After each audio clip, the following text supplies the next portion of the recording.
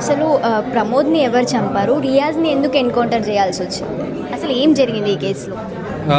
ఈ కేసులో కాయిన్ ఒక సైడ్ అయితే మనకు తెలిసిందే. ఏంటి మనం అదేంటి న్యూస్లో మనం చూసాం అందరం. రియాజ్ అనే వ్యక్తి తన మీద 61 కన్నా ఎక్కువ కేసెస్ ఉన్నాయి.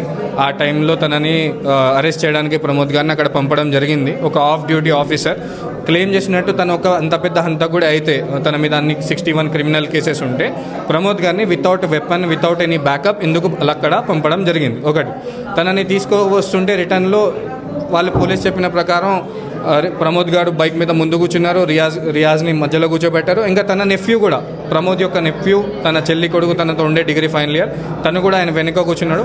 వస్తుంటే ఆ దారిలో భయపడో ప్యానిక్ అయ్యో మరి ఎందుకో రియాజ్ తన ప్రమోద్ గారిని స్టాప్ చేయడం జరిగింది. తను ఒక రైట్ హ్యాండర్ స్టాప్ చేసి మళ్ళీ లెఫ్ట్ థై మీద, అది ఎలా పాసిబుల్ కూడా అర్థం కావట్లేదు.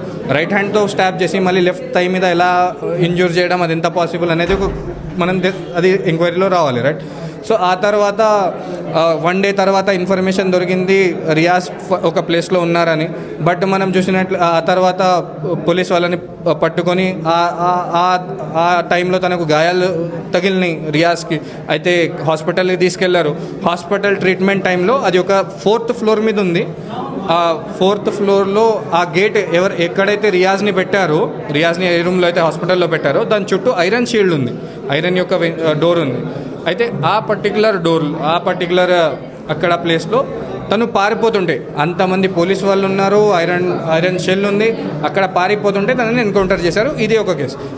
మాకు రిపోర్ట్లో తెలిసిన వికారం ఏంటంటే రియాజ్ యాక్చువల్లీ తన మీద 61 కేసెస్ ఏవైతే ఉన్నాయో అవి క్రిమినల్ కేసెస్ కావు. తను ఒక bike recovery agent, bike recover చేస్తూ ఉంటాడు, ఫైనాన్స్ కంపెనీకి రిటర్న్ చేస్తుంటారు ఎవరైతే ఈఎంఐ పే చేయలేదు.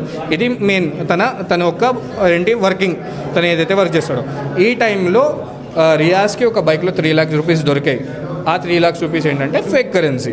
అది రియాజ్కి తెలుసో తెలియకో తను 2 lakhs రూపీస్ బర్గ్మ్యాన్ బైక్ తీసుకున్నాడు, ఇంకో 1 lakh రూపీ తను అలా ఖర్చు చేసేసాడు.